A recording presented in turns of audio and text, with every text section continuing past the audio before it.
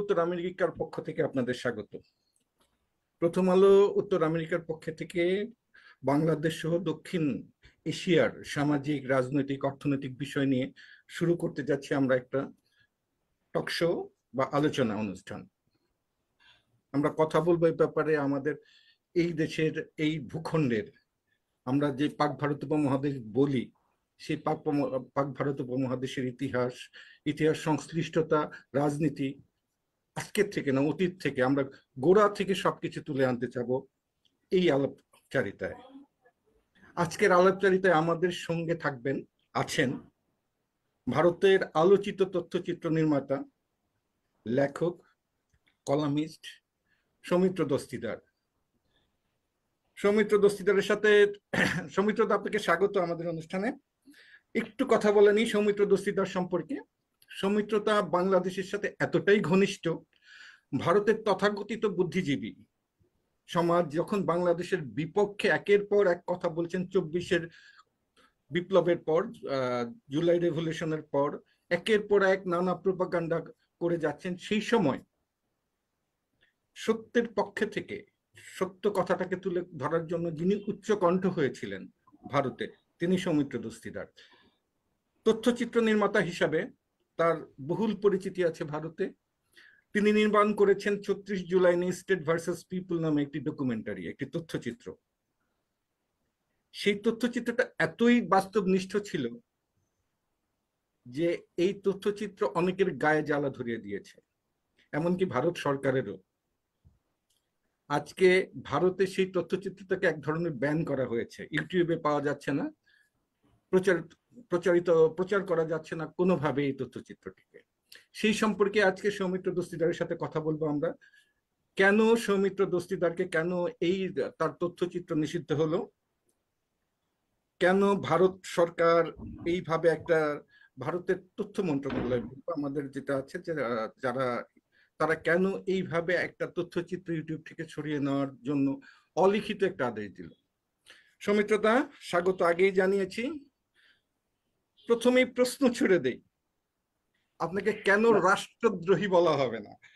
ভারত সরকার যেখানে তার অবস্থান বাংলাদেশের জুলাই রেভলিউশনের অনেকটা বিপক্ষে অবস্থান নিয়েছে, তখন আপনি এই রেভলিউশনের পক্ষে দাঁড়িয়ে স্টেট ভার্সেস পিপল নামে এই যে তথ্যচিত্র নির্মাণ করলেন, সরকারের বিরুদ্ধে, যে সরকারের কণ্ঠস্বরের বিরুদ্ধে, যে কেন আপনি ভারতের পক্ষ থেকে আপনাকে রাষ্ট্রদ্রোহী বলা যাবে না? না, প্রথম কথা হচ্ছে যে আপনাদের ধন্যবাদ যে এই কথাগুলো বলার সুযোগটা আপনারা করে দিচ্ছেন আমাকে। এখন কথা হচ্ছে যে তাহলে আমাকে আরো পিছিয়ে যেতে হবে। 47-এ যখন ভারত এবং পাকিস্তান আলাদা হলো, তখন তার পরেই দেখবেন যে আমাদের একজন বিখ্যাত রাজনৈতিক নেতা ছিলেন। তিনি হচ্ছেন কংগ্রেস সোশ্যালিস্ট পার্টির নেতা এবং তৎকালীন প্রধানমন্ত্রী এবং কংগ্রেসের নেতা জওহরলাল নেহরুর খুব ঘনিষ্ঠ রাম মনোহর লোহিয়া। এখন এই রাম মনোহর লোহিয়াকে কিন্তু নেহরু চেয়েছিলেন বলতে যে তুমি আমাদের সঙ্গেই তুমি মন্ত্রিত্বে এসো, তাহলে হয়তো দেশ উপকৃত হবে। তখন উনি বলেছিলেন যে শুধু আমি না, আমি তো যাবই না, এবং আমি আপনাকে, নেহরুজি আপনাকে অনুরোধ করব, আপনি দেখুন যাতে গোটা দেশে বিরোধী স্বরটা থাকে, যাতে গণতন্ত্রের পক্ষে সবচেয়ে গুরুত্বপূর্ণ হচ্ছে কিন্তু বিরোধী কণ্ঠস্বর। ফলে আমি বিরোধী জায়গাতেই থাকবো এবং আমি কিন্তু একের পর এক কিন্তু প্রশ্ন তুলবো এবং সমালোচনা করব। সেটা কিন্তু ব্যক্তিগত জায়গায় না, সেটা হচ্ছে নীতি নিয়ে, কারণ সেটাই হচ্ছে গণতন্ত্রের মূল শক্তি। এবং সেইটা আমি ওনার জীবনীতেও পড়েছিলাম, লোহিয়াজির জীবনীতে। এবং তাতে আমার মনে হয়েছিল যে, এবং আমি নিজে একজন রাষ্ট্রবিজ্ঞানের ছাত্র হিসেবে আমার এখনো মনে হয় যে গণতন্ত্রে কিন্তু ঠিক ভুল দুটোই কিন্তু সমানভাবে উচ্চারণ করাটা অত্যন্ত প্রয়োজন। না হলেই কিন্তু সেটা একটা স্বৈর শাসনের মতো, স্বৈর শাসকদের যে ছবিটা সারা পৃথিবীতে দীর্ঘদিন চলে আসে, সেইটা কিন্তু গণতন্ত্রের ছবি না। সুতরাং আমাকে যদি কেউ জিজ্ঞেস করে রাষ্ট্রদ্রোহী, যেটা খানিকটা মজা করে বা সিরিয়াসলি বলা হয়েছে, সেটা হচ্ছে, আমি যেটা বলবো যে আমি রাষ্ট্রদ্রোহী তো দূরের কথা, আমি রাষ্ট্রের যে আসল যে জায়গাটা, অন্তত ভারতের একটা যে আমরা খুব গর্বের জায়গা থেকে কথা বলি যে আমরা হচ্ছে একটা গণতান্ত্রিক দেশ, গণতান্ত্রিক রাষ্ট্র ব্যবস্থা। তো ফলে গণতন্ত্রের পক্ষে কিন্তু আমি কথাটা বলেছি, বরঞ্চ সেক্ষেত্রে আমাকে প্রশংসা করা উচিত সবার দিক দিয়েই, সরকারের দিক দিয়ে।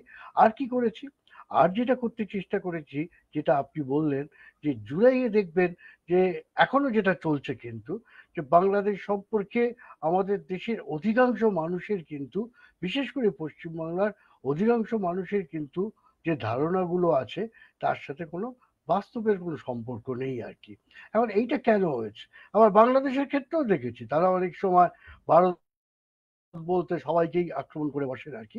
তো তাদেরও আমি বোঝাবার চেষ্টা করি, আমাদের দেশের মানুষকেও আমি বোঝাবার চেষ্টা করি যে পরস্পরকে যদি আমরা না চিনতে পারি তাহলেই কিন্তু এই সমস্যাটা জটিল হবে। সবচেয়ে দুর্ভাগ্য হচ্ছে আমরা কেউ কাউকে চিনতে চাই না, ফলে এই জায়গাটা এত জটিল হচ্ছে। কিন্তু আপনি যেহেতু আমার ওই সময়কার টক শো গুলো যদি শুনে থাকেন বা আমার লেখালেখিগুলো পড়েন, আমি সবসময় যেটা বলার চেষ্টা করি সেটা হচ্ছে যে একটা, যে কোনো দেশে, ভারত হতে পারে, বাংলাদেশ হতে পারে, আমেরিকা হতে পারে, সেখানে রাষ্ট্রের নীতি একরকম হতে পারে, যেটা কারোর পছন্দ হতে পারে, আর সেটা কারোর নাও হতে পারে। কিন্তু মানুষের সঙ্গে যে মানুষের সম্পর্ক, মানুষের সঙ্গে যে সাংস্কৃতিক আদান প্রদান, সেইটা যদি বহমান থাকতে পারে, সেটা যদি টিকে থাকে, তাহলে দেখবেন সমস্যা অনেক কমে যাবে।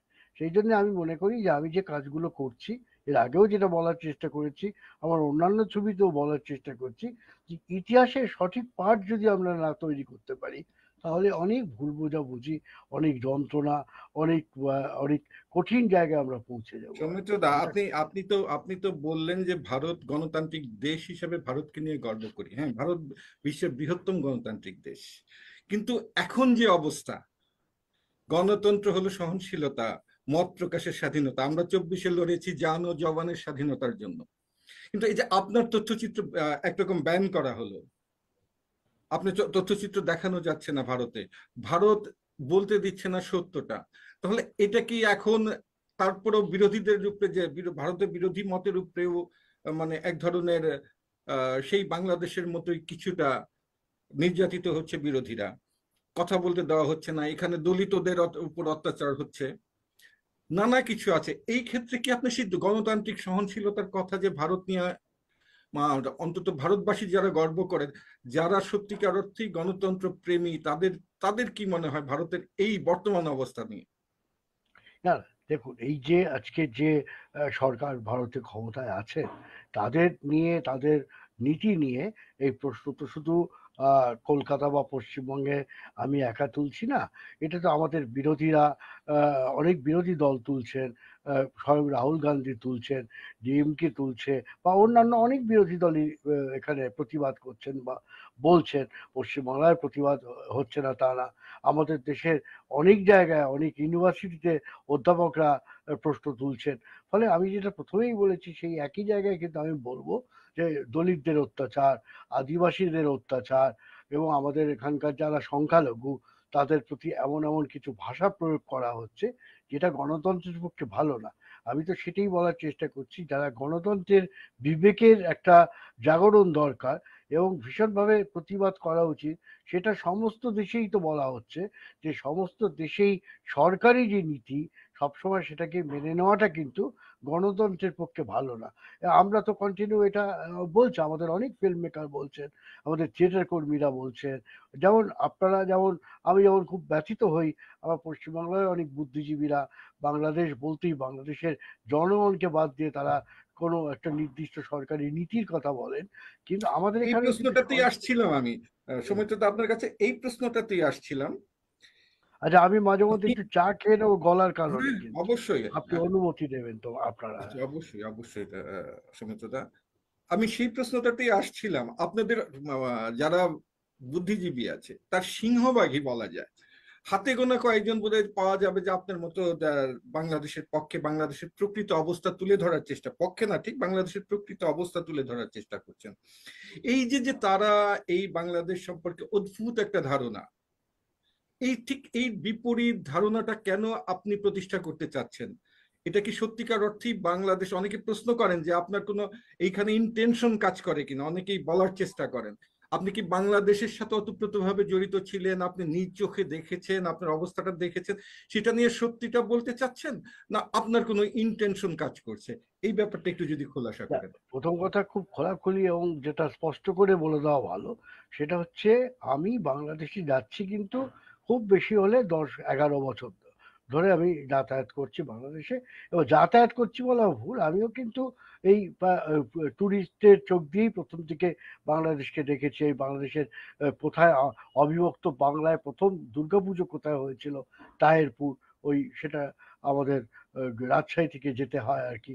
আমি সেখানেও গেছিলাম, এবং আমি অন্যান্য জায়গাতে যেমন লোকে টুরিস্ট হিসেবে যায়, সব জায়গায় দেখতে দেখতে দেখতে দেখতে আমার কোনো এক সময় শিকড় ছিল। যদিও সেটা কিন্তু 47-এর অনেক আগে আমার বাড়ির লোকজন 40 সালে চলে এসেছিলেন কলকাতায় আর কি। তা সত্ত্বেও আমার মনে হয়েছিল যে গ্রামটা আমার শিকড় ছিল, সেই বরিশাল আমার যাওয়া উচিত। আমি গেছিলাম। খুলনা আমার মামার বাড়ি ছিল। আমার দিদিমা খুব নামকরা একজন সাহিত্যিক ছিলেন খুলনাতে 30-এর দশকের। আমার মামা মেসোরা রাজনীতির সঙ্গে যুক্ত ছিলেন, প্রগতিশীল রাজনীতির সঙ্গে খুলনায় যুক্ত ছিলেন। ফলে আমি জন্মসূত্রে বা জন্ম থেকেই কিন্তু পূর্ব বাংলা, তৎকালীন পূর্ব বাংলা, এবং আমরা যখন ছোট তখন তো পূর্ব বাংলা থেকে বাংলাদেশের উত্তরণ বা বাংলাদেশের স্বাধীনতা, সেই জায়গাগুলো আমরা কিন্তু শুনতাম, প্রচুর গল্প শুনতাম আর কি। কিন্তু যেটা ইতিবাচক বলবো, আমার দিদিমা বা আমার মা মাসিরা, তারা বহু বছর তারা বড় হয়েছেন, বললামই একটু আগে, খুলনাতে। এবং তাদের বাড়িতে আমাদের বাড়িটাই ছিল একটা প্রগতিশীল শিল্প সাহিত্য সংস্কৃতি রাজনীতি চর্চার জায়গা। কিন্তু আমরা কিন্তু যেটা ঘটনাচক্রে, আমি কিন্তু কখনোই কোনো নেগেটিভ কথা শুনিনি যে অমুক আমাদের তাড়িয়েছে, অমুক আমাদের বলেছে। কিন্তু বরং উল্টো অনেক সময় শুনেছি যে অনেক কিন্তু সৌমিত্র দা, এখানে কিন্তু আমরা আমরা প্রগতিশীল শব্দটা কিন্তু আমাদের এক ধরনের, আমরা প্রগতিশীল, আমাদের এখানে অনেক প্রগতিশীলদের আপনার উল্টো কথা বলতে শোনা যায়, আপনি শুনেননি। কিন্তু এই যে দেখেন 24-এর পর, 24-এর জুলাই রেভলিউশনের পর আমরা কিন্তু আমাদের প্রগতিশীলদের অনেকের মুখ থেকেই বলছি যে মানে হিন্দুরা, আমরা সংখ্যালঘু শব্দটা ব্যবহার করতে চাই না, আমরা বাংলাদেশি শব্দটা ব্যবহার করতে চাই, আমাদের সমান অধিকার। এই যে যে এই সম্প্রদায়ের মানুষদের উপরে, হিন্দু সম্প্রদায়ের মানুষ, হিন্দু ধর্মীয় মানুষদের উপরে অত্যাচার হচ্ছে, নানা ধরনের বাড়ি পোড়ানোর ছবি দেখাচ্ছে। আপনি তো রিপাবলিকান বাংলা বোধহয় দেখেন, রিপাবলিক বাংলা বোধহয় ময়ূররঞ্জন ঘোষের, সেখানে তো অদ্ভুত আজগুবি, অন্যান্য গুলিও আপনার অদ্ভুত আজগুবি সব মানে প্রচার করা হচ্ছে, একটা ঘটনার সাথে আরেকটা ঘটনা লাগিয়ে প্রচার করা হচ্ছে, আরেক পুরনো ছবি, অন্য দেশের ছবি বাংলাদেশের বলে চালিয়ে দেওয়া হচ্ছে। এই বাংলাদেশের সেই প্রগতিশীল অংশটাও কিন্তু এইটার এক ধরনের সমর্থন করে যাচ্ছে এই জায়গা থেকে, যেন এই যে দেশের ভিতরে থেকে আপনি দেশের বাইরে থেকে সত্যটা উপলব্ধি করতে পারছেন, কিন্তু বাংলাদেশের দেশের ভিতরে থেকে যারা বামপন্থার সাথে যারা জড়িত বা প্রগতিশীল যারা বলেন, তাদের অনেকেই এই ধরনের কথা, উদ্ভট কথা প্রচার করে আসছেন। এই ব্যাপারটা আপনি এই যে যে আপনাদের বামপন্থীদের কথা একরকম, ওই পারের যে পশ্চিম বাংলার বামপন্থীদের অনেকেরই কথা মানে আমাদের বামপন্থীদের, আমাদের প্রগতিশীলদের কিছুটা বিপরীত হয়ে যাচ্ছে, এটা কেন হচ্ছে? না, প্রথম কথা হচ্ছে যে বিপরীত খুব একটা হচ্ছে না। আমাদের এখানেও বামপন্থীদের একটা বড় অংশ একটা বিভ্রান্তিতে ভোগেন। কিরকম বিভ্রান্তিতে? ধরুন আপনি আর আমি দুজনেই হচ্ছি বাংলাদেশের হিন্দু সম্প্রদায়ের লোক, অথবা ঠিক উল্টো, আপনি হয়তো ঘটনাচক্রে হিন্দু সম্প্রদায়ের লোক, আমি হয়তো ঘটনাচক্রে মুসলিম সম্প্রদায়ের লোক আর কি। কিন্তু দুজনেই কিন্তু এক রাজনীতিতে ছিলাম, এবং সেই রাজনীতির কারণে আমরা কিন্তু একেবারে ভীষণভাবেই নানানভাবে বিরোধীদের পরে আমরা যেমন মানে কলার তুলে ঘুরে বেরিয়েছি, হেন দুষ্কর্ম নিয়ে আমরা করিনি। কিন্তু যখনই এখন ঠিক উল্টো গেছে, পাশা উল্টে গেছে, এটা কাম্য না। কিন্তু এটা সব জায়গায় হয়, সবসময় হয়, যে শাসন ক্ষমতায় যারা থাকেন, তারা তারা যখন সরে যান সেখান থেকে, তখন যারা আবার নতুন ক্ষমতায় আসেন, তারা কিন্তু নানানভাবে রাজনৈতিকভাবে তাদের নিগ্রহ করেন।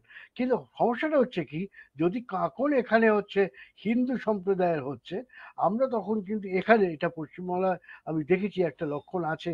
এবং অনেক বামপন্থী, বিশেষ করে আমাদের এখানকার সবচেয়ে বড় যে রাজনৈতিক দল, তারা এটা সবসময় বলার চেষ্টা করেছেন যে হিন্দু সম্প্রদায়ের পরে নির্যাতন হচ্ছে। আমি কিন্তু তখনও বলেছিলাম, আজকেও কিন্তু বলছি, যে দেখুন, একটা যদি কাঁকনের পরে হামলা হয়, সেটা যদি হিন্দু সম্প্রদায়ের করা বলে আমরা চিহ্নিত করছি, সৌমিত্র যদি মুসলিম সম্প্রদায় হয়, তখন আমরা কিন্তু বলছি পলিটিক্যাল ভায়োলেন্স হচ্ছে। সুতরাং এটাকে আমরা গুলিয়ে ফেলি। এখন সমস্যাটা হচ্ছে যখনই হিন্দু সম্প্রদায় যদি আওয়ামী লীগের কোনো নেতা থেকে থাকেন, তিনি যদি আক্রান্ত হন, তখনও কিন্তু আমরা বলছি যে এই দেখো হিন্দুদের পরে অত্যাচার করছে। বরং আমি তো বলবো দেখুন এইটা তো আমাকে অনেকেই বিশ্বাস করবেন না, আমাকেও শুনতে হয়। আপনি ইন্টেনশন যেটা আপনি বললেন, আপনি কেন এই তো ভিডিও দেখিয়েছে, এই তো অমুক হয়েছে, এই তো তমুক হয়েছে। শোনেন, আমি এটা, আপনি তো আমার চেয়ে নিশ্চয়ই ভালো জানেন, কিন্তু আপনি বললে কতটা, কিন্তু আমি খুব দায়িত্ব নিয়ে বলছি। এবারে তো পুজো হয়েছে অত্যন্ত স্বতঃস্ফূর্ত জায়গায়।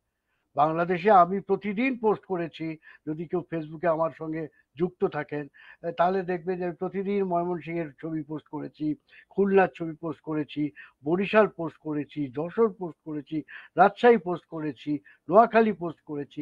কেন করেছি? তার কারণটা হচ্ছে বরং এইবার অনেক দিন পরে কিন্তু দেখুন কোনো রকম বড় ঘটনা কিচ্ছু হয়নি। তাহলে এই যদি শোনেন, আমি আপনাকে প্রথমেই বললাম যে আমার তো দুটো সত্তা। আমি যখন বাংলাদেশে প্রথম প্রথম যেতাম, তখন একটা যে আবেগ কাজ করতো এবং টুরিস্ট হিসেবে, টুরিস্টের চোখ দিয়ে একটা দেশকে দেখা। কিন্তু খুব স্বাভাবিকভাবে আমি রাষ্ট্রবিজ্ঞানের সত্তা এবং অবশ্যই আমার ফিল্ম মেকার হিসেবে, তথ্যচিত্র নির্মাতা এবং সাংবাদিকতার যে সত্তা, এই তখন এই যে আলাদা আলাদা সত্তা দিয়ে যখন আমি একটা মানুষ হিসেবে দেখতে লাগলাম, স্বাভাবিকভাবে আমার ইতিহাসের দিকে চোখ পড়তে লাগলো, যে একাত্তরে মুক্তিযুদ্ধের দিকে চোখ পড়তে লাগলাম, অনেকের সাথে আমার পরিচয় হতে লাগলো। যে আমার তখন মনে হলো যে আমাদের ইতিহাস, যে ইতিহাসটাকে অন্তত পশ্চিমবাংলাতেও আমরা জানি, সেটা হচ্ছে যে ওই ৭ই মার্চের ভাষণ এবং একাত্তরের একজন নেতৃত্ব দেওয়া এবং একটি দল ক্ষমতা থেকে এসে তারাই সমস্ত কিছু করেছি। আমি সবসময় এটা লেখার চেষ্টা করি যে এটা কিন্তু মুক্তিযুদ্ধ, খুব সরাসরি যদি বলতে হয়, এটা ডেফিনেটলি আওয়ামী লীগের একার কৃতিত্ব নয়। মুক্তিযুদ্ধ ছিল পিপলস ওয়ার বা জনযুদ্ধ। সেখানে সাধারণ পরিবারের কৃষক, সাধারণ পরিবারের মাঝি, মাল্লা, কুমোর, কামার, সমাজের যে নিম্নবর্গের মানুষরাও, তারাও কিন্তু গ্রামে গ্রামে চেষ্টা করেছেন। এবং সমস্ত শক্তি, আপনি যে প্রগতির কথা বলছিলেন, আমি কিন্তু এটা ৩০, ৪০, ৫০ সালের প্রগতিবাদের কথা বলছিলাম। সৌমিত্র, আজকের যে, মাঝখানে আমি একটু ঢুকি। হ্যাঁ, আপনি হ্যাঁ, জনযুদ্ধ ওটা, শব্দটা উচ্চারণ করলেন। জনযুদ্ধে কিন্তু আপনি খেয়াল করবেন, একাত্তরের জনযুদ্ধে আমাদের যে মুক্তিযুদ্ধ, সেখানে কিন্তু কোনো রাজনৈতিক দলের কোনো নেতার সন্তান অংশগ্রহণ করে শহীদ হয়েছেন বা আহত হয়েছেন এমন কোনো ঘটনা নেই। আপনি মুক্তিযুদ্ধের উপরে 24-এ দেখেন, 24 রেভুলেশনেও দেখেন, আমাদের যারা খুব বড় নেতা আছে তাদের কিন্তু ছেলেদেরও কারো খুব বেশি যে অংশগ্রহণ ছিল খুব একটা নেই। এই যে নেই, এই যে নেতৃত্ব আপনি দেখেন যে এই যে আমাদের দক্ষিণ এশিয়ার একটা আছে যে আমাদের যারা নেতা আছেন, নেতাদের সন্তানদের তারা সিকিউর, মানে নিরাপদ রাখতে চায়। এই যে যে টেন্ডেন্সি, এর থেকে তো জনযুদ্ধ, যার ফলেই সাধারণ মানুষ বাধ্য হয়। আজকে যদি নেতৃত্ব যদি ঠিক থাকতো তাহলে বোধহয় সাধারণ মানুষের এইভাবে রাস্তায় নেমে মরতে হতো না। এই যে যে এই যে আজকের যে এই চিত্র, এই যে যে আমাদের এলিট শ্রেণীর মানে আন্দোলন, এক ধরনের দূরে থাকা, দূরে থেকে নিজেদের সন্তানদের দূরে রাখা, নিজেদের পরিবারকে, আজকে দেখেন শেখ হাসিনা পালিয়ে গেছে, তার পরিবার কিন্তু একেবারে নিরাপদ, তার পরিবারের কেউ নাই, সব দেশের বাইরে চলে গেছেন। এই যে নিজেদের নিরাপদ রাখার যে একটা চিন্তা, এই চিন্তা কি মানে সাধারণ মানুষের রাজনীতিতে কি একটু পরিবর্তন আনবে? মানুষ কি বুঝতে শিখবে যে আসলে যে রাজনীতির নেতারা আমাদের সাথে এক ধরনের প্রতারণার জায়গা থেকে কাজ করছে? আপনার কি মনে হয় সার্বিক মুক্তিযুদ্ধ থেকে শিখে 24শে জুলাই পর্যন্ত, আপনি তো তথ্যচিত্র নির্মাণ করেছেন, আপনার নানা জনের সাথে কথা বলেছেন, এই এই যে নতুন বন্দোবস্তের কথা আমাদের বাচ্চারা বলছে, ইনক্লুসিভ একটা সমাজের কথা বলছে, এটা কি সেই পুরনো রাজনৈতিক ধারা যে না আমার সন্তানরা থাকবে দুধে ভাতে, অন্যরা রাস্তায় মরবে পথে ঘাটে, এই চিন্তা থেকে বেরিয়ে আসার একটা কোনো পথ আছে কিনা এই জুলাই রেভুলেশনের না না, পরে? পথ তো দেখুন, পথ তো সবসময় নতুন পথের দিকে, আমি সবসময় তরুণ এবং নতুন পথের প্রতি আমার একটা সমর্থন বা আবেগ কাজ করে। কিন্তু আমি দেখুন, আমার ছবির বিষয়টা বা ছবির নামটা কিন্তু স্টেট ভার্সেস পিপল। আমি কিন্তু আমার ছবি যদি আপনার দেখার সুযোগ হয়ে থাকে, তাহলে আপনি দেখবেন আমি কিন্তু এইটাই বলার চেষ্টা করেছি। আমার একটা ছবির শেষ দৃশ্যই হচ্ছে একটি সাধারণ রিক্সাওয়ালাকে আমি ইন্টারভিউ করেছি, এবং সেই ইন্টারভিউয়ের মধ্যে দিয়ে সে বলছে যে সব সরকার বদলে যায়, কিন্তু আমাদের অবস্থা, আমরা যে তিমিরে থাকি সেই তিমিরেই থেকে যায়। আমি কিন্তু এই প্রশ্নটা ছুড়ে দিয়েই কিন্তু আমার ছবিটাও শেষ করেছি, যে স্টেট চেঞ্জ হয় অনেক সময়, হয়তো, যদিও স্টেটের যে মূলগত কাঠামো কতটা পাল্টায় সেটা নিয়ে অনেক ডিবেট আছে, অনেক প্রশ্ন আছে, কিন্তু ধরুন তা সত্ত্বেও আমি বলবো, ধরুন সাধারণ ক্ষেত্রে স্টেটকে যারা রিপ্রেজেন্ট করে সেই সরকারের বদল ঘটে, কিন্তু সাধারণ মানুষের খুব একটা কিছু আপনি দেখুন পরিবর্তন হয়তো হয়তো হয় না। এটা ইতিবাচক যদি হয় সবসময় ভালো আমি বলবো, সেটা সব দেশে। এবং যে কারণে দেখুন আজকে গোটা পৃথিবী জুড়ে এই যে জেনজি বলুন বা তরুণের বিদ্রোহ ঘটছে, সেটা কেউ কেউ বলছেন, আমাদের অনেক পণ্ডিত বলছেন মেটিকুলাস অমুক তমুক হ্যান ত্যান, এগুলো নিশ্চয়ই থাকতে পারে। এটা একটা দিক, এটা একটা আলোচনার বিষয়। সেখানে কি ছিল না, সেখানে কি অমুক রাষ্ট্রের কোনো হাত ছিল না, সেখানে কি অমুক কারোর কোনো সংগঠনের ভূমিকা ছিল না? নিশ্চয়ই ছিল। কিন্তু দেখুন যদি মানুষের ক্ষোভ সর্বস্তরের একেবারে গ্রাম স্তরে না পৌঁছে গিয়ে থাকে, তাহলে দেখবেন আপনি আগুন জ্বালালেও কিন্তু সেটা কখনোই সেই বিস্ফোরণের চেহারা নেবে না। তাহলে ক্ষোভ তো আছেই। আজকে যেখানেই ব্যাখ্যা করেন আপনি দেখুন, যে সমস্ত জায়গাতেই আজকাল গোটা পৃথিবী জুড়ে নানা রকম ভাবে একটা ক্ষোভের প্রতিফলন করছে। আপনি গাজা দেখুন, আপনি এই যে প্যালেস্টাইন প্রশ্নে দেখুন, সারা পৃথিবীর মানুষ রাস্তায় নামছে। সেই রাস্তায় নামছে তার একটা বড় কারণ কিন্তু তারা ক্ষোভে ফেটে উঠছেন কোন জায়গায় দাঁড়িয়ে। তারা দেখছেন যে আপনি যেটা বললেন যে এই লড়াইটা কিন্তু একদিকে এলিটোক্রেসি ভার্সেস সাধারণ যে পিপলের লড়াই কিন্তু পরিণত হচ্ছে আর কি। দেখুন আপনি হয়তো, যে কথায় তো অনেক কথা এসে যায়, আপনি বোধহয় নিশ্চয়ই হয়তো খোঁজ খবর রাখবেন, বাংলাদেশের মানুষ কিন্তু আমাকে প্রাথমিকভাবে যেটুকু চিনেছিলেন সেটা হচ্ছে আমি মৌলানা ভাসানীর ওপরে গবেষণা করি বলে, আমি মৌলানা ভাসানীকে নিয়ে বই লিখেছি বলে, আমি কাজ করেছি বলে। এখন এই মৌলানা ভাসানীকে আমি তো আবিষ্কার করেছিলাম আমার দেশের আসামে, যেখান থেকে ভাষাঞ্চলের মৌলানা ভাসানী হয়ে উঠলেন। তারপরে তো রাইট। ৩-৪ বছর ধরে তো আমি সেই গবেষণার জন্যই, মূলত অনেকে জিজ্ঞেস করেন, তারা কেউ বলেন না যে আমি তো কোনো সরকারি জায়গায় যাননি। দেখুন আমি বেসরকারি জায়গায় যখনই যেটা সুযোগ পেয়েছি আমি বাংলাদেশের, আমি কিন্তু সেই টুরিস্ট নেই, আজকে আর নেই। আমি কলকাতার খুব কম লোককে আমি আমি আপনি যদি জিজ্ঞেস করেন, অধিকাংশ লোক যারা যায় তারা ঢাকায় গিয়ে তারা ওই একটা ছোট বৃত্তের মধ্যেই তারা দেখেন। আমি কিন্তু আপনাকেও বলেছিলাম, যেখানে মেঘালয় এবং ময়মনসিংহের বর্ডার আছে আমি সেই জায়গায় যেতে চাই। আমি সন্তোষে তো কতবার গেছি, টাঙ্গাইল, ঢাকা থেকে টাঙ্গাইলে গেছি, আমি নোয়াখালী গেছি, যেসব জায়গায় গান্ধীজি গেছিলেন 46-এ আমি সেই সব জায়গায় পর্যন্ত পৌঁছে গেছি। আমি বরিশালের কথা কিছুক্ষণ আগে আপনাকে বললাম, আমি কিন্তু বরিশাল শুধু শহরে থাকি না, আমি কোথায় সে আটঘর কুড়িয়ানা থেকে আপনি যদি আরো কোনো গ্রামের ভেতর দেখেন, ইন্দিরহাট বলুন, ফিরোজপুরের গ্রামগুলো বলেন, গুঠিয়া বলুন, আমি আপনাকে এবার সে যদি আপনি রাজশাহীর দিকে বলেন, আপনি যদি আবার উত্তরে রংপুরের দিকে বলেন, আমি অনেক গ্রামের পর গ্রাম, আমি কুড়িগ্রামে গেছি, সবচেয়ে অন্যতম পিছিয়ে পড়া এই জেলা আপনি জায়গায় এই জানেন। জায়গায় সুমিত্রা দা, আমি একটু প্রশ্ন করি আপনাকে। এই যে যে আপনাদের পশ্চিমবঙ্গের বুদ্ধিজীবীদের বাংলাদেশ সম্পর্কে ভুল ধারণা, এটা কি যে প্রত্যক্ষ না থাকার ফলে, প্রত্যক্ষ বা একটা বিশেষ শ্রেণীর সাথে তাদের যোগাযোগ আছে, তাদের কথা শুনেই তারা বাংলাদেশ একদমই সম্পর্কে তাই। বলতে চিন্তা করছে? আমি আপনার মুখের কথা কেড়ে নিয়েই বলছি, ম্যাক্সিমাম ক্ষেত্রে তাই। শোনেন, খুব দুঃখের সঙ্গে বলছি, তারা যেহেতু নানান রকম সরকারি অনুষ্ঠানে যেতেন, অধিকাংশ কবি শিল্পী সাহিত্যিকরা, তাদের এখন কি হয়েছে, আজকে তারা ওই যে যাতায়াতটা একটু বন্ধ হয়েছে, ফলে তাদের আফসোসের জায়গা তৈরি হয়েছে। তারা এই ক্রিমি লেয়ার যারা, তারা কোনোদিনই কুড়িগ্রাম বা বুরুঙ্গুমারির যে কুমোরপাড়া, হিন্দু কুমোরপাড়ায়, ধরুন আমি আপনাকে বলছি আজকে, আপনি এটা নিজেরা আপনারা তো জানেন, দিনাজপুরে যেভাবে ইলা মিত্রের একটা চমৎকার একটা ভাস্কর্য আছে, রাস্তায় দাঁড়িয়ে, চৌরাস্তার মোড়ে দাঁড়িয়ে, দেখবেন এখনো কলকাতায় কিন্তু সেই জায়গাটা নেই।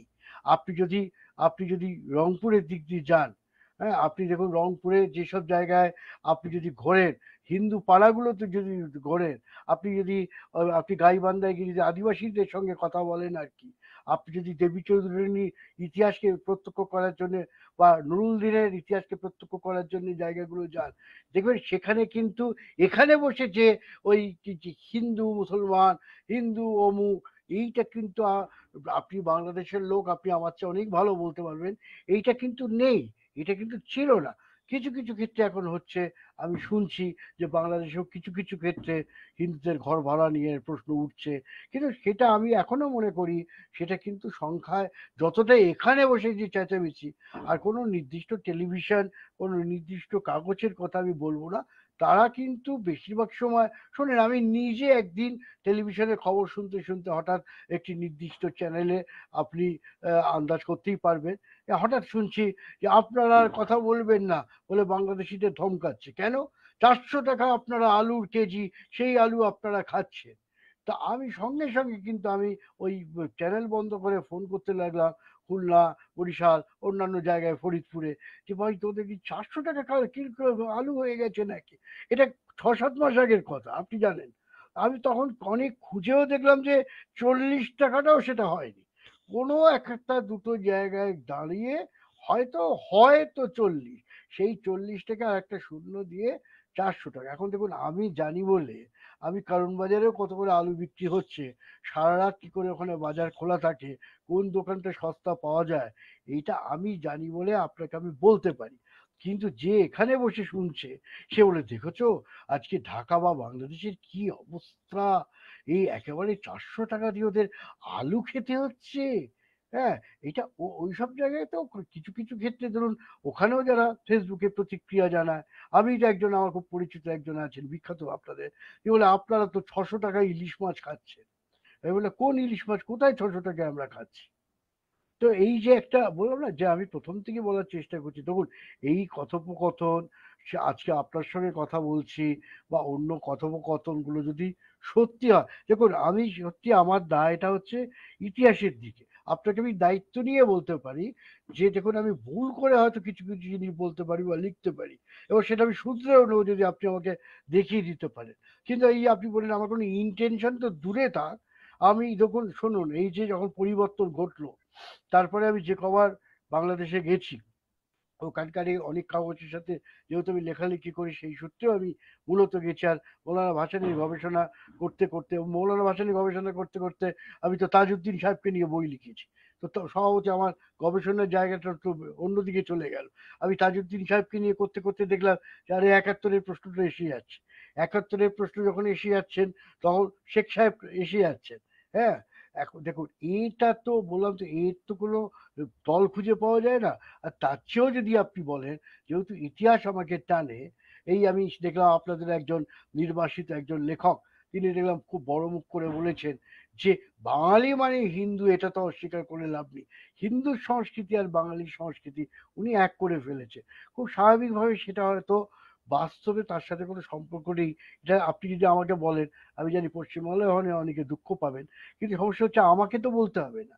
আপনি দীনেশ সেন পড়ুন না, আপনি নিহাররঞ্জন রায় পড়ুন না, তাহলে তো এই কথাগুলো, এরকম এরকম বোকা বোকা কথাগুলো বলার কোনো মানেই হয় না।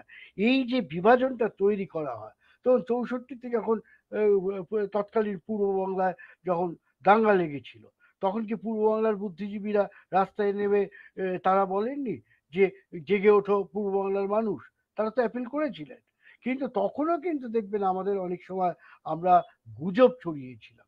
এই গুজবটা যদি বন্ধ করতে হয়, তাহলে ইন্টেনশন না, আমি বলবো, আমি তো শোনেন, আমি প্রত্যেককে বলি, আমার অনেক বন্ধু বান্ধবকে নিয়ে কিন্তু আমি বাংলাদেশে যাই।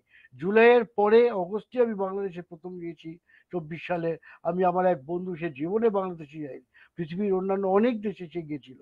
হ্যাঁ, ইরান থেকে শুরু করে, কেনিয়া থেকে শুরু করে, কানাডা থেকে শুরু করে, কিন্তু সে বাংলাদেশ দেখেন, তারও শিকড় কিন্তু বরিশাল। সে আর আমি তখন গেলাম, আমি তাকে বললাম যে দেখো কোথায় কি হচ্ছে, তুমি নিজের চোখে দেখো। আমি অনেককে নিয়ে গেছি, আমি ধরুন সাতক্ষীরার দিকে আমার এক বন্ধুকে নিয়ে গেছি, আমি বর্তি বাড়তি কালীবাড়ি আছে বরিশালে, সেখানে বন্ধুদের নিয়ে গেছি। কেন বন্ধুদের নিয়ে গেছি, আমি এই কথাতে এখনো আপনাকে বলবো যে যদি মানুষ যায়, যদি সাধারণ লোক যায়, তাহলে দেখবেন তাদের যে চিরাচরিত ধারণা, সেটা অনেকটাই ভেঙে যাবে। এই প্রত্যক্ষতা যদি যোগাযোগ থাকে, তাহলে আমাদের মানে যাতায়াতটা যদি থাকে, আমরা না, যদি এবং আসলে পড়া ওই দেশ। এবং পড়তে হবে, আপনাকে হ্যাঁ, পড়তে হবে কিন্তু। আপনি যা অবশ্যই। জেনেছেন, শোনেন, পুনা ফিল্ম ইনস্টিটিউট, আমি সরি আপনাকে আবার থামাচ্ছি না, হ্যাঁ, তার কারণ হ্যাঁ, হচ্ছে পুনা ফিল্ম ইনস্টিটিউটে ঋত্বিক কুমার ঘটক যখন প্রিন্সিপাল হয়ে গিয়ে যখন প্রথম ক্লাসে বলেছিলেন তোমরা যা জেনেছো সেগুলো ভুলে যাও, আমি এখন বলবো নতুন করে তোমরা মগজে ঢোকাবার চেষ্টা করো। এই এই যে ধরুন মুক্তিযোদ্ধার প্রশ্নটা বারবার এসছে, শেখ হাসিনার সময়ও যেটা এসছে, তো আমি ঋত্বিক কুমার ঘটক তো 74 সালে বলছিলেন যে মুক্তিযোদ্ধাদের কথা আমরা ভেবেছিলাম সেই মুক্তিযোদ্ধাদের আমি দেখতে পাচ্ছি না।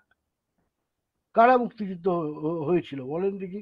শেখ সাহেব যখন নতুন ফিরে এলেন বঙ্গবন্ধু হিসেবে এবং তিনি যখন প্রধানমন্ত্রী হলেন, তাজউদ্দিনকে সরিয়ে দিয়ে বা তাজউদ্দিনকে চলে যেতে হলো, তারপর থেকে সত্যিকারে কি সেই প্রকৃত মুক্তিযুদ্ধরাই কি তারা সামনের সারিতে ছিল? বাস্তবে আপনি খোঁজ করে দেখেন তো। কথায় তো কথা বেড়ে যাবে।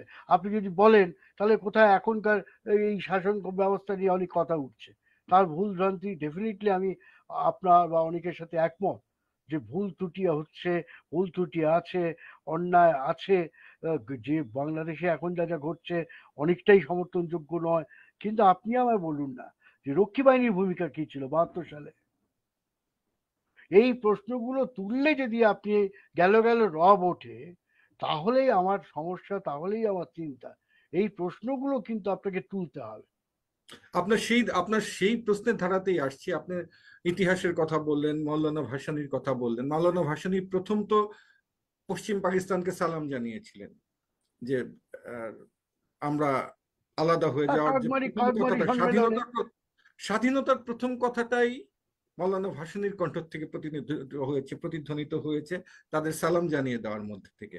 তো মাওলানা ভাসানী তাজউদ্দিন পর্যন্ত আপনি শেখ মুজিব সাহেবের কথা বলেন। আপনার ডকুমেন্টারি জিয়াউর রহমানের স্বাধীনতার ঘোষণা খুব মানে খুব গুরুত্ব সহকারে প্রচারিত হয়েছে এবং বলা হয়েছে।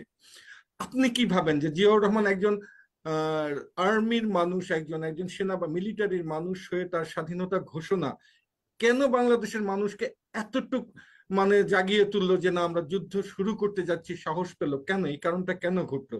আপনি যেহেতু সেই কথাটা বলেছেন, আপনার কাছ থেকেই জানতে চাচ্ছি। তা দেখুন, এটা আপনি ওই যে বললাম, আমি তো এখন অনেক আপনার মতো যারা সংবাদ মাধ্যমে আছেন বা যারা অন্যান্য স্তরে ছিলেন, পুরনো যারা সৈন্যবাহিনীতে ছিলেন, যারা আপনার ব্যুরোক্রেট ছিলেন, টেকনোক্রেট ছিলেন, অনেকের সাথে তো আমি কথা বলি।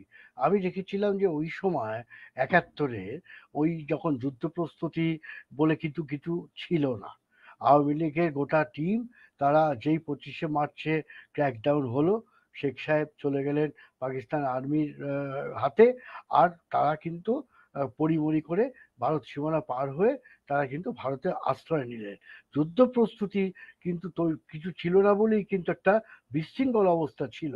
সেই জায়গায় দাঁড়িয়ে 27 তারিখে জিয়া যখন প্রথম ঘোষণা করেন, স্বাধীনতার ঘোষণা করেন, আমি অনেক মুক্তিযোদ্ধা পুরোনো দিনে যারা লড়াই করেছিলেন তাদের সাথে কথা বলে দেখেছি, এবং সাধারণ স্তরের লোকজনকেও যদি আপনি খোঁজ করে দেখেন, তারা কিন্তু সত্যি উদ্বুদ্ধ হয়েছিল। একটা কনফিডেন্স, আর কিছু না। শোনেন, একটা বিপদের সময়, একটা তখন বিশৃঙ্খল অবস্থা, তখন প্রাণ নিয়ে পালাচ্ছি, মানুষ চোখের সামনে খুন হচ্ছেন, সেরকম জায়গায় দাঁড়িয়েছে আমি আছি, কোনো একজন মেজর যদি বলেন, মিলিটারির লোক যদি বলেন, ডেফিনেটলি এটা এটা তো আত্মবিশ্বাস তাকে বাড়িয়ে দেবে।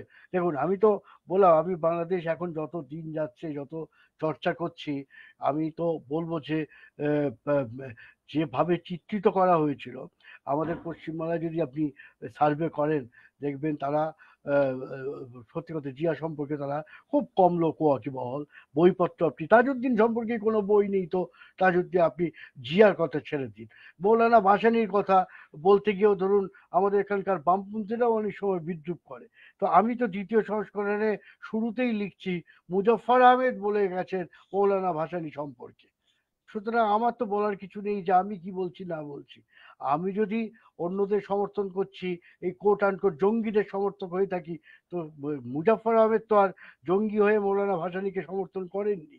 ফলে এই যদি ইতিহাসের, আমি বারবার বলি, যখন আমি সমাজবিজ্ঞানের ছাত্র হিসেবে বলি, আমি মিডিয়ার একটা জায়গায় দাঁড়িয়ে বলি যে আমার বলার কিছু নেই, আপনারা আমাকে বিশ্বাস করার কিছু নেই। আচ্ছা, ধরে নিন আমার কোনো ইন্টেনশন আছে, তো আপনাদের তো ইন্টেনশন নেই।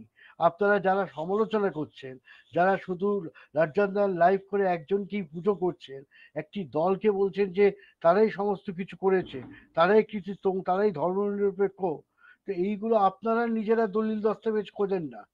বাংলাদেশে গিয়ে বা অন্যান্য জায়গায় তারাই দস্তাবেজ খুঁজে খুঁজে একটা জায়গায় পৌঁছন, তাহলে তো আমার তো অনেক সহজ হয়ে যাবে। আমাকে একা কাজটা তো করতে হবে না। ওনার কাকমারি সম্মেলন আপনি বললেন, তো কাকমারি সম্মেলনের কথা কতজন এখন উচ্চারণ করেন? তারা তো এই উচ্চারণগুলো করেন না। কেন করেন না?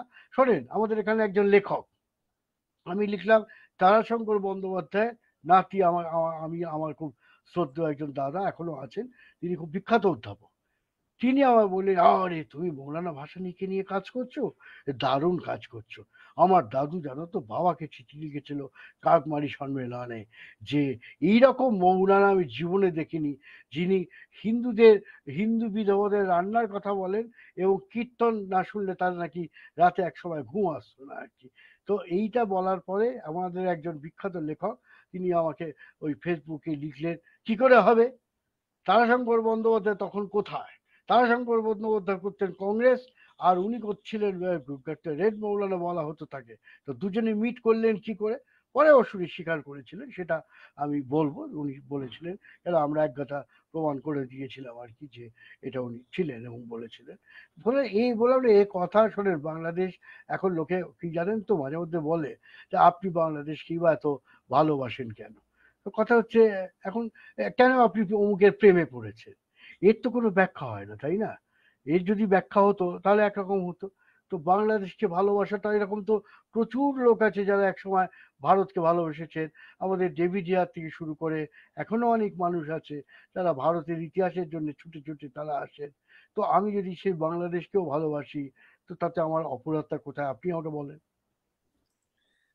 তো সৌমিত্র দা, এই জায়গায় আরেকটা কথা আছে। আপনার ডকুমেন্টারি থেকে আমি বলি কথাটা। ডকুমেন্টারিতে দেখা গেল আপনি বামপন্থীদের কথা বললেন। আপনার ডকুমেন্টারি কিন্তু আমি দেখেছি যাদের আপনি ইন্টারভিউ করেছেন 24-এর বিপ্লব নিয়ে, জুলাই রেভলিউশন নিয়ে, যাদের সাথেই কথা, তাদের বেশিরভাগই বামপন্থার মানুষ।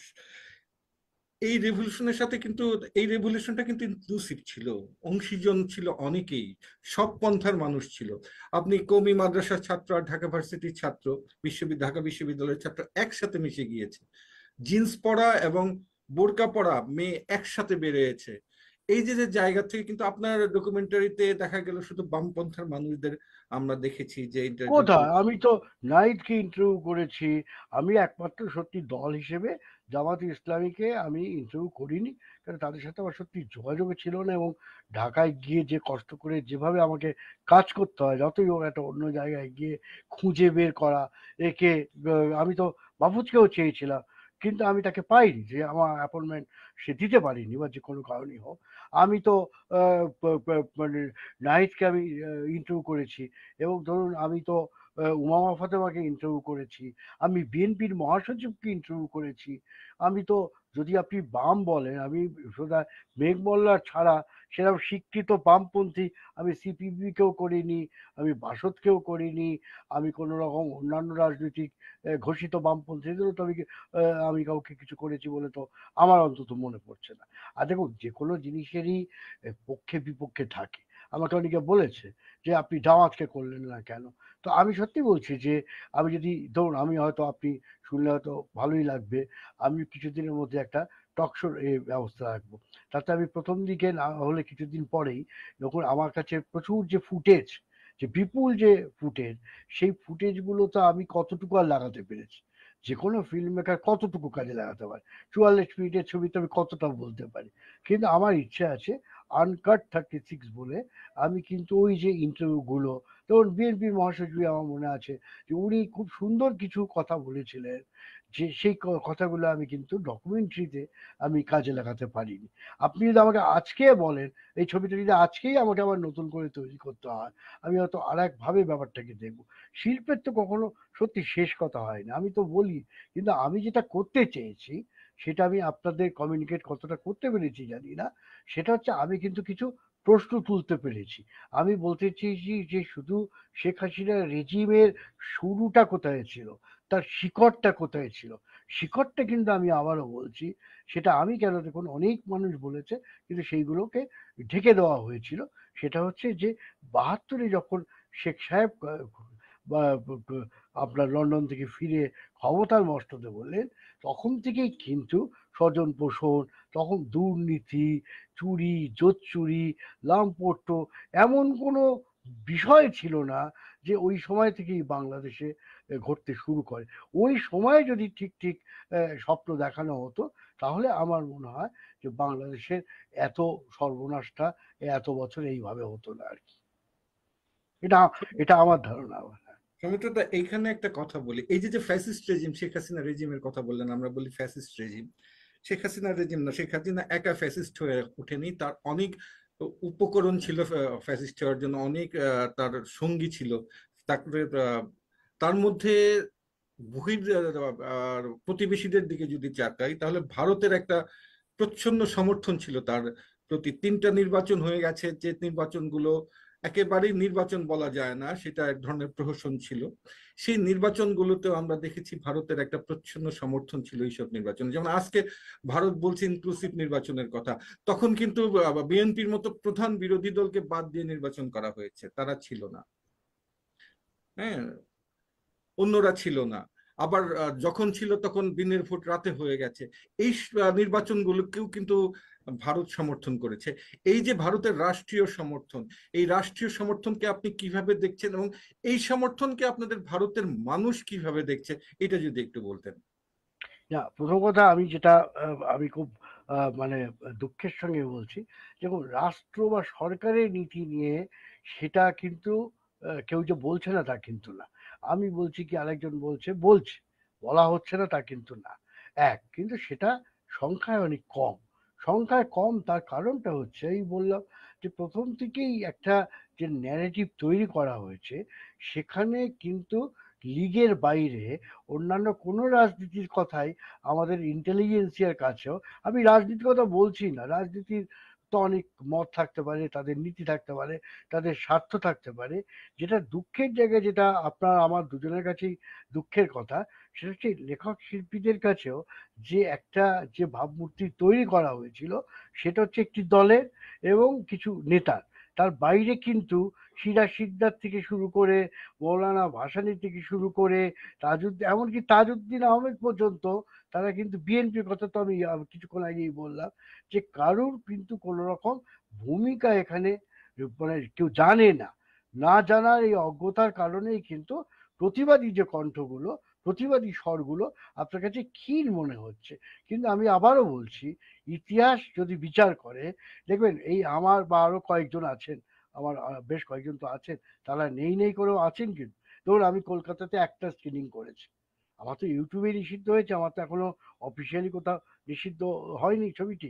সেখানে কিন্তু তরুণরা বেশি ছিল, এবং প্রত্যেকটা তরুণকে আমি আলাদা আলাদা করে জিজ্ঞেস করেছি। তারা কিন্তু স্তম্ভিত হয়ে অনেকে বলেছে। তার মধ্যে আমাদের অনেক অনেক একটু সিনিয়র লোকজনও যে দু একজন ছিলেন, তারা বলেছে আমরা তো এগুলো অনেক কিছু জানতামই না। যেমন আমার কাজটা হচ্ছে প্রশ্ন তুলে দেওয়া, সবকিছুর উত্তর আমার পক্ষে দেওয়া সত্যি সম্ভব না।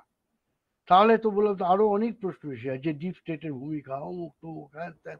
এই জটিলতাটায় অন্তত এই মুহূর্তে যাওয়াটাও খুব কঠিনতম কাজ। কিন্তু আপনি যেটা বুঝতেই পারছেন যে আমার কাজটা হচ্ছে প্রশ্ন তোলা, এবং সেই প্রশ্নটা অবশ্যই প্রশ্নটা হচ্ছে গণতন্ত্রের প্রধানতম শর্ত হচ্ছে কিন্তু প্রশ্ন তোলা। আমি দেখুন লেখাতে বলুন, আমি টক শো বলুন, আমি বলাতে বলুন, সেমিনারে বলুন, এবং অবশ্যই ফিল্মে বলুন, আমি সেই কাজটাই কিন্তু দীর্ঘদিন দিয়ে করার চেষ্টা করছি। তাদের লোকে কেউ কেউ ভুল বুঝছে, আবার প্রচুর মানুষ, বিভিন্ন দেশের মানুষ আজকে আমাকে সমর্থন করছে। এটাও সত্যি, আপনি যদি খোঁজ করেন যে এখানকার সংখ্যালঘুদের একটা অংশ, দলিতদের একটা অংশ, আদিবাসীদের একটা অংশ, এবং সাধারণ যে সম্প্রদায়ের অন্যান্য অনেক যারা বিবেকবান, তারা অবশ্যই আমাকে সমর্থন। দেখুন আমার কোনো দল নেই, আমার কোনো সংগঠন নেই, কিন্তু তা সত্ত্বেও কিন্তু আমি এত মানুষের সমর্থন পাই এই জায়গা থেকে, যেটা আমার মনে হয় শিল্পের অন্যতম গুরুত্বপূর্ণ শর্ত কিন্তু সত্যি কথা বলা, সত্য কথন। আমি কিন্তু সেই চেষ্টাটা করছি, আগামী দিনেও হয়তো সেই চেষ্টাটাই করবো আর কি। আমাদের 24-এর লড়াইটাও ছিল কিন্তু জান ও জবানের স্বাধীনতা নিয়ে। প্রথম শুরুটাই হলো জান ও জবানের স্বাধীনতা। আমরা যদি হ্যাঁ, ওটা কথা তো বলতে প্রথম পারি, দিন আমাদের থেকেই কথা আমি বলতে খানিকটা, সহজ। হ্যাঁ, জি। কারণ প্রথম দিন থেকেই তো আমি এটার সাথে, এবারে আমি তো তখন তো আর ওগুলো জানতাম না, অনেকে ফোন করছে এ করছে। আমি তখন কলকাতাতেও ছিলাম না, ফলে নেটের সমস্যা হচ্ছিল। তাও কেউ কেউ বলছিল কলকাতায় এসে অনেকে আটকে পড়েছে, তারা বাংলাদেশের লোক, তারা যেতে পারছে না, পয়সা ফুরিয়ে গেছে। এই করতে করতে করতে করতে অনেকে বলতে লাগলো, দাদা আপনি অনেক জানেন, আপনি ইউ জাস্ট স্পিক আউট। অনেকে কাঁদতে লাগলো। আমার এখনো মনে আছে, আর বোধহয় দাদা আপনাদের সঙ্গে দেখা হবে না। খুব স্বাভাবিক, দেখুন একজন ফিল্ম মেকার, একজন লেখকের যদি কোনো ইমোশন না থাকে, তো সেটা তো যন্ত্র। আমি তো দেখি, আমি অনেক আমার আমার অনেক পরিচিত লেখক, তাদের যে ব্যাখ্যাগুলো শুনি, যে কবিদের ব্যাখ্যাগুলো শুনি, তারা তো গালাগালি দেয়। আমি তো কখনো ভিন্ন মতকে আমি কখনো গালাগালি দিতে চাই না আর কি। আমি বলি যে ভিন্ন মত হলেও যে আমরা এসব আলোচনা করি এবং বোঝার চেষ্টা করি, শোনার চেষ্টা করি। এই ধৈর্য যদি না থাকে, তাহলে কোনোদিন কোনো দেশেই গণতন্ত্রের প্রসার ঘটতে পারে না। আমি শুরুই করেছিলাম দেখুন, রাম মনোহর লোহিয়াকে দিয়ে। ধরুন আমি বলছি, আমার এক ইদানিং খুব লিখতে ইচ্ছে করে অরুণা আসাবলীকে নিয়ে। আমি জানি না আপনি জানবেন, কংগ্রেস সোশ্যালিস্ট লিডার, 42-এর একটা বড় মুখ। কিন্তু আপনি দেখুন, খুব কলকাতায় আপনি যদি জিজ্ঞেস করেন বা পশ্চিমবাংলার অন্যান্য জেলায়, খুব কম লোক জানেন হচ্ছে যে অরুণা আসফ আলী কিন্তু আসলে বরিশালের মেয়ে অরুণা আসফ আলী সাহেবকে বিয়ে করে তিনি অরুণা আসফ আলী হয়েছিলেন। অরুন্ধতী রায়ের বাবার বাড়ি কিন্তু ছিল বরিশালে আর কি।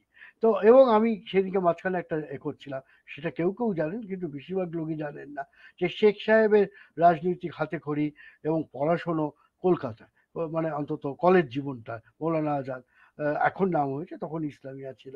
কিন্তু খুব ছোটবেলায় কিন্তু আমাদের জিয়াউর রহমানেরও কিন্তু আমাদের কলকাতার ঐতিহ্যশালী হেয়ার স্কুলের ছাত্র ছিলেন। এখন এইটাকে আপনি বললেই কি বলবেন, এই দেখো বিএনপিকে সমর্থন করছেন, তা নয়। আসলে সমর্থন করছি হচ্ছে ইতিহাসটাকে। ইতিহাসটাকে যদি আমরা বিকৃতভাবে বা শুধু একতরফা ভাবেই বলি, তাহলেই কিন্তু সমস্যাটা জটিল হয়ে যায়। আমি জানি না আমি আপনাকে কমিউনিকেট করতে ঠিক মতো পাচ্ছি কিনা আর কি। হ্যাঁ, সৌমিত্রদা, আরেকটা কথা আপনাদের আমি একটু কেটে যাবে দেখে বলছি। শিল্পী সাহিত্যিকদের কথা বলেছি, আপনি তো 24-এর সেই বিপ্লব, জুলাই রেভলিউশন প্রত্যক্ষভাবে অনুভব করেছেন এবং বোঝার চেষ্টা করেছেন, সবকিছু করার চেষ্টা করেছেন। আমাদের এখানে শিল্পীদের আপনি খেয়াল করবেন, যখন বাচ্চাদের পুলিশের গুলিতে বাচ্চারা মারা যাচ্ছিল, তখন বিটিভি ভবনে আমাদের একদল শিল্পী যে একটা পুরো ভবনের জন্য কান্নাকাটি করছিল। এই যে আমাদের মানসিকতা, এই যে আমাদের শিল্পীদের চিন্তা, আপনি তো বললেন যে ইমোশনের লেখক যারা হয় তাদের ইমোশনের জায়গাটা থাকে, এই যে যে তাদের আবেগের জায়গাটা কাজ করেনি। তো এই ধরনের যারা ক্রিয়েটিভ মানুষ, সৃষ্টিশীল মানুষ, তারা কেন এই জায়গাটায় এই কাজগুলো করতে গেল, কেন মানুষের পালস বুঝতে ব্যর্থ হলো, এবং সেই যে মানুষের বাচ্চাগুলো মারা যাচ্ছে সেইখানেও তাদের আবেগ কাজ করলো না কেন? এটা শুধু কি রাজনীতিতে, রাজনীতিতে তারা মানে রাজনীতিকেই তারা কি মানুষের জীবনের ঊর্ধ্বে ঠাঁই দিয়েছিলেন কিনা? বা এইটা আপনি যদি ইতিহাসে দেখেন না, এটা আপনি দেখবেন চিরকাল যুগে যুগে, সে মোগল দরবার থেকে শুরু করে তারও আগে আমাদের সেন বংশের রাজাদের সময় থেকে সব সময় আজকেও সেটা সর্বদেশেই কিন্তু এই ধরনের চাটুকার তৈরিই থাকে, যারা এস্টাবলিশমেন্টের গা ঘেঁষাঘেঁষি করে তারা নিজস্ব ফায়দা নেওয়ার চেষ্টা করে। সেটা সব দেশে। সেটা আপনি যদি আপনি আমেরিকায় খোঁজ খবর করেন, দেখবেন একজন দুজন বিদ্রোহী লেখক, কি আপনি ওই পিট সিগার বলবেন কি অমুক বলবেন, ওই একজন দুজন। কিন্তু খুব কম ক্ষেত্রে কিন্তু আপনি দেখবেন যে সাধারণ ক্ষেত্রে যারা তথাকথিত পপুলার লেখক, যারা অমুক ফেস্টিভ্যালে যান, যারা তমুক করেন, গাড়ি চড়ে ঘুরতে ভালোবাসেন, যারা গা ঘেঁষাঘেঁষি করে প্রধানমন্ত্রীর সঙ্গে কি রাষ্ট্রপতির সঙ্গে ছবি তুলে তারা ফেসবুকে পোস্ট করতে ভালোবাসেন, এটা কিন্তু আজকে নয়। এটা আপনি দেখবেন, এটা কিন্তু চিরকালই হয়ে এসেছেন। সুতরাং এটা আপনি কোনো বিচ্ছিন্নভাবে আপনার বিটিভির ঘটনা কি অমুকের ঘটনা কেন, এটা সারা দেশের ক্ষেত্রেই সত্যি, সারা পৃথিবীর ক্ষেত্রেই সত্যি। সুতরাং এটা দেখুন, আমি আর কি বলবো। কারোর যদি বিবেক মনে হয় যে সরকারের মানে খুশি করে আমি নিজে থেকে তোল্লাই দিয়ে একটা জায়গায় পৌঁছবো, তারা সেটা করবেন। সেখানে তো আমার আপনার সত্যি কিছু করার নেই বা বলার নেই। সেটা তাদের বিবেকের উপরে ছেড়ে দেওয়াই ভালো। সেটা কি আমাদের এখানে নেই? আমাদের ভারতে নেই? আমাদের পশ্চিমবাংলায় নেই? আপনি দেখুন না, আহ, এটা তো এইসব বলতে গেলে তো আবার অন্য আলোচনায় চলে যেতে হবে। এটা এটা কোনো এটা নতুন। আমি এই মাঝখানে আমি কৈবর্ত বিদ্রোহ নিয়ে পড়ছিলাম, সেখানে ধরুন ওই সন্ধ্যাকর নন্দীর যে লেখাতে, সেখানে কিন্তু কৈবর্ত বিদ্রোহের নায়কদের তাদের অনেক কটূক্তি করেছেন বা তাদের চিত্রিত করেছে খলনায়ক হিসেবে, কিন্তু আসল যারা খলনায়ক সেই রাজ পরিবার বা রাজ দরবারের লোকজনদের দিকে উনি কিন্তু আঙুল তোলেননি। তো সেটা তো কোন সময়ের ঘটনা আপনি ভাবুন। তো ফলে আজকে আর নতুন এটার আপনি নতুন আক্ষেপ করে আর কি আর আমরা করতে পারি আর কি। আচ্ছা, আক্ষেপ থাক আমাদের। আরেকটা জায়গায় আপনি দেখেন, শ্রীলঙ্কা থেকে শুরু একেবারে বাংলাদেশে মাদাগাস্কার পর্যন্ত এই যে জেনারেশন জেড এর উত্থান, এই জেনারেশন জেড এই তরুণ প্রজন্মকে আমরা নিয়ে হতাশ হচ্ছিলাম, কিন্তু আমরা দেখতে পাচ্ছি যে আমরা বুড়োরা, আমাদের বুড়োদের যে আমরা চিন্তা করছিলাম যে এই তরুণরা বোধহয় প্রযুক্তির দিকেই, সেই মুঠোফোন, সেই মানে অন্যান্য গ্যাজেটের দিকেই তারা আসক্তি তাদের। কিন্তু এই যে যে একেবারে সারা বিশ্বে জেনারেশন যে জেনজি যাদের বলা হয় তারা জ্বলে উঠছে, তাদের মানে সেই আন্দোলনের মুখে শাসকরা পালিয়ে যাচ্ছেন, সেই ফ্যাসিস্টরা পালিয়ে যাচ্ছেন, যারা ফ্যাসিজমের মানে প্রতিটা জায়গায় ফ্যাসিজমের পত্তন করেছিলেন, তারা পালিয়ে যাচ্ছেন। এই যে যে জেনজিদের উত্থান, এই উত্থানকে আপনি কিভাবে দেখেন এই জুলাই রেভলিউশনের আলোকে? রমিত। দেখুন, চিরকালই যদি দেখেন যে তরুণদের উপরে আমার তো প্রবল ভরসা আছে। আমি মনে করি যে তরুণদের সমস্ত দেশেই আমি তরুণদের প্রতি, তারুণ্যের প্রতি আমার সত্যিকারের একটা ভালোবাসা আছে। এবং আমি তাদের মনে করি তারা অনেক সময় হয়তো ভুল করতে পারে, কিন্তু গেল গেল রব কথা, আমরা যা শিখেছি, আমরা যা জেনেছি, আমরা যা বলেছি সেটাই চূড়ান্ত, এটা ঠিক না। এবং আপনি দেখুন, মাও সেতুং একসময় বলতেন যে তোমরাই হচ্ছে সকালবেলা সূর্য। তো ফলে এই যে সকালবেলা সূর্যটা যে জ্বলে উঠছে, এবং বৈষম্য তো আছেই সারা পৃথিবীতে। আপনি যতই পুঁজির গল্প শোনান, যতই গণতন্ত্রের গল্প শোনান, যতই অমুকের গল্প শোনান, আপনি ও সমস্ত পৃথিবীতেই কিন্তু একটা চূড়ান্ত বৈষম্য আছে। আপনি যে প্রথম আলোতে আমরা যে নিউ ইয়র্ক থেকে যে এটাকে আমরা শুনছি, সেখানে কি কালো মানুষদের ক্ষেত্রে বৈষম্য নেই? সেখানে তো বৈষম্য আছে, বৈষম্য তো সারা পৃথিবীতেই আছে। ফলে এবার আপনি বলতে পারেন যে তাহলে শুধু তরুণরা কেন বিদ্রোহ করছে? তরুণরা বিদ্রোহ করছে তার কারণটা হচ্ছে, আমরা যারা বুড়ো হয়ে গেছি, আমাদের অনেক সময় হারাবার ভয় থাকে। আমরা মুখে বলি বটে, কিন্তু আমরা স্থিতাবস্থাকে ভালোবাসি। আমরা চাই যে স্থিতাবস্থা থাকুক, স্থিতাবস্থা থাকলে কিন্তু আমরা নিশ্চিন্ত।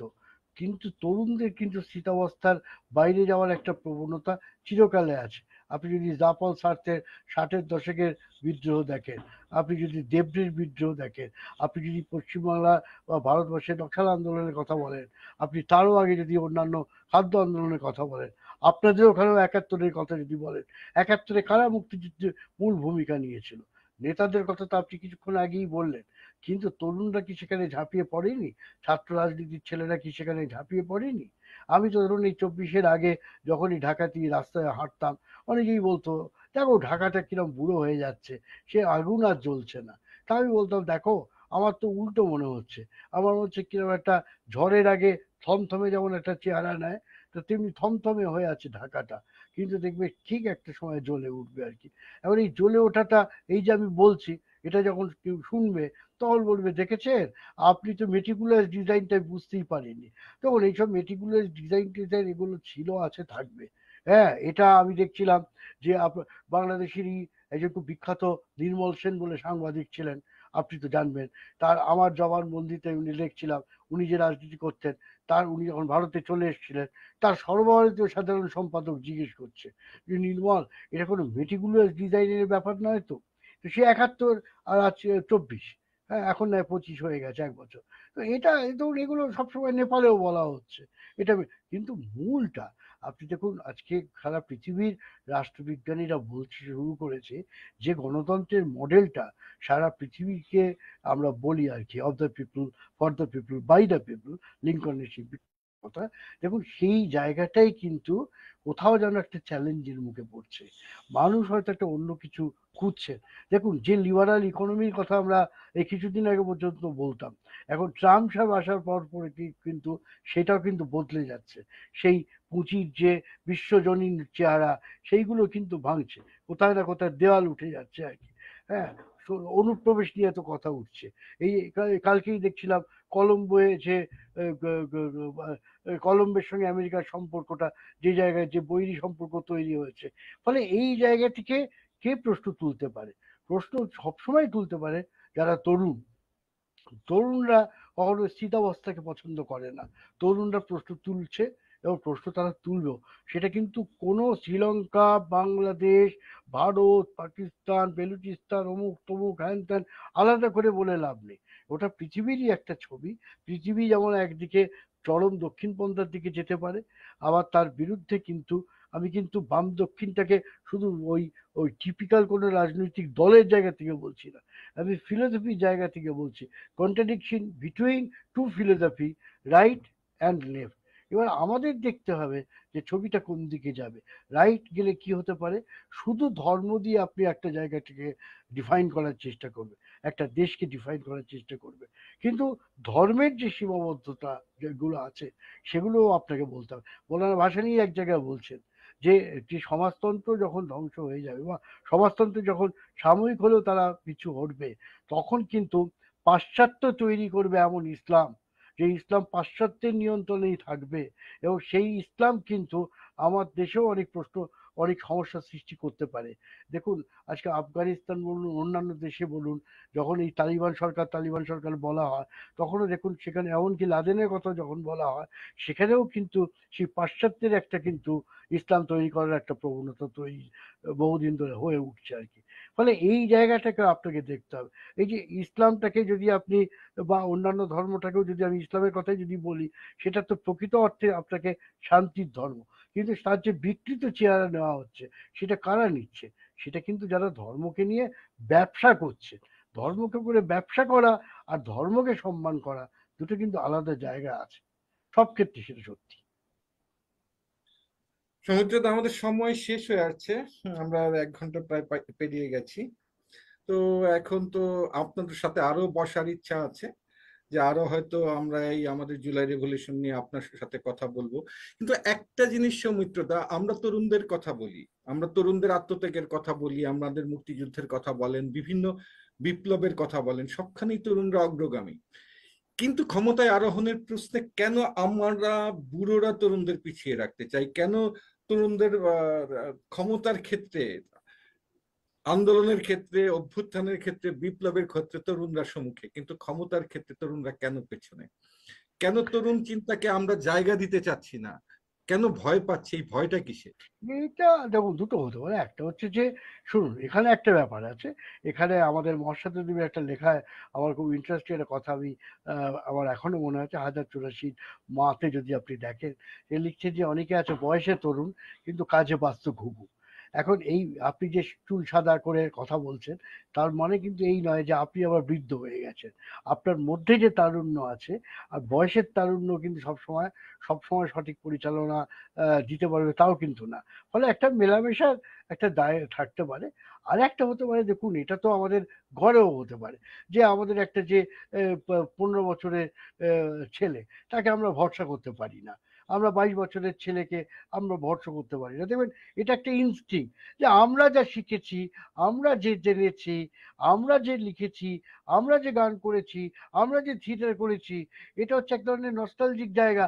এর মতো আর কিছু হতেই পারে না। সেই ছেলেরা যে তার মতো করে একটা কিছু করছে। ধরুন আমি তো ফিল্মের ক্ষেত্রে বলছি যে আমরা ধরুন এই প্রযুক্তির ক্ষেত্রে এখন অনেক পিছিয়ে আছি।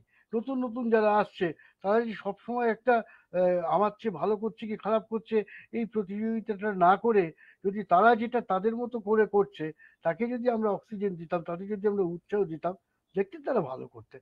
এখন এটা আমাদের ছাড়তে হবে। এটা তো একটা পুরনো অভ্যেস। পুরনো অভ্যেস ছাড়া তো খুব মুশকিল। রাজত্বপাট, রাজ্যপাট কি কোনো দেশে কেউই চট করে ছাড়তে চায়? সেটা তো একটা সমস্যা আছে। আমাদের তো অনেক কিছু মোহ আছে, ক্ষমতার মোহ আছে, আমাদের অনেক কিছু পাওয়ার মোহ আছে, সেটা কি কোনো নির্দিষ্ট গণ্ডিতে আটকে আছে? সেটা পৃথিবীতেই তো এই প্রবণতা দেখা যায়। এই যে ভোগবাদ, সেখানে তাহলে তো সেই আমরা তো ক্ষেত্রে সৌমিত্রতা, এই ভোগবাদের কথাই যদি বলি, সেই ক্ষমতার মোহর কথা, তাহলে তরুণদের তো আমাদের বিরুদ্ধে একসময় বিপ্লব করতে হবে। এই যে যারা আমরা বুড়োরা আছি, যে বুড়ো চিন্তার বিরুদ্ধেও তরুণদের একসময় রেভলিউশন করতে হবে। এছাড়া তো আমি দেখুন, কোনো মানে সামনের পৃথিবীর আর কোনো আশা দেখছি না। যে এই আমরা যদি পুরনো চিন্তা, পুরনো বন্দোবস্ত সবকিছু আঁকড়ে থাকতে চাই, বুড়োরা যদি জায়গা ছাড়তে না চাই, সেক্ষেত্রে এই ক্ষেত্রে তো রেভলিউশন দরকার। না না, সব ক্ষেত্রে তো চিন্তার রেভলিউশন তো হবেই। আপনি যদি পঞ্চাশের গদ্য সাহিত্য দেখেন, আর আজকে যে এই 2025-এ যে গদ্য সাহিত্য, সেটাও তো রেভলিউশন, সেটাও তো পাল্টে যাচ্ছে। সেই ছোট গল্প, সেই ফর্মটা কি এখন থাকছে? বিভূতিভূষণ যেভাবে লিখছেন, নট নেসেসারি যে আজকে নতুন ছেলেটি সেইভাবে বা নতুন মেয়েটি সেইভাবে চিন্তা করবে আর কি। ফলে চিন্তা, এই যে লড়াইটা তাহলে কোথায় দাঁড়াচ্ছে? চিন্তা বনাম চিন্তা। আপনি সাদা চুল নিয়েও কিন্তু তারুণ্যকে স্বাগত জানাতে পারেন। আবার অ্যাট দ্য সেম টাইম বয়সে 22 বছর, কিন্তু তার মধ্যে হয়তো একটা বৃদ্ধতন্ত্র মাথায় তুলে গেছে। সেই বৃদ্ধতন্ত্রকে কিন্তু আপনাকে লড়াইয়ে থাকতে হবে। তাহলে লড়াইটা হচ্ছে বৃদ্ধতন্ত্র ভার্সেস হচ্ছে তারুণ্য আর কি। তো সেই জায়গায় থেকে তো আপনাকে একটা অন্য ধরনের কালচারাল রেভলিউশন, অন্য ধরনের রেভলিউশনের কথা, স্বপ্ন তো আপনাকে দেখতেই হবে। পৃথিবী তো নিশ্চিত তরুণদের। যে সৌমিত্রতা, স্বপ্নই আমাদের বাঁচিয়ে রাখে, স্বপ্ন দেখিয়ে আমাদের বাঁচতে হবে, এবং স্বপ্ন দেখানোর মতো মানুষগুলোকে আমাদের সামনে আনতে হবে। হ্যাঁ, এটা বয়সে তো তরুণ নিশ্চয়ই। এবং চিন্তায় তরুণ মানুষদের আমাদের সামনে আনতে হবে এবং তাদের জায়গা করে দিতে হবে। আমাদের সেই মানে এক ধরনের কৌলিন্য প্রথা আঁকড়ে ধরে থাকলে চলবে না। সামনের পৃথিবীকে এগিয়ে নিতে হলে তারুণ্যকে আমাদের জায়গা করে দিতে হবে। আজকে এ পর্যন্তই থাক। যারা দেখছেন তারা এই অনুষ্ঠানটি সরাসরি যারা দেখবেন তারা দেখবেন, আর যদি পরে দেখতে চান তাহলে আমাদের প্রথম আলোর নিউ ইয়র্কের ফেসবুক পেজে আছে, আমাদের ইউটিউবে আছে, সেখান থেকে দেখে নিতে পারেন। দর্শকদের জানাচ্ছি যে এর পরে আমরা বাংলাদেশ বা বাংলাদেশ সহ দক্ষিণ এশিয়ার রাজনীতি নিয়ে আরো কথা বলবো, অন্যান্য যারা এই বিষয়ে বিশেষজন আছে তাদের সাথে। আবার দেখা হবে আপনাদের, সে পর্যন্ত সবাই ভালো থাকবেন। ধন্যবাদ সবাইকে।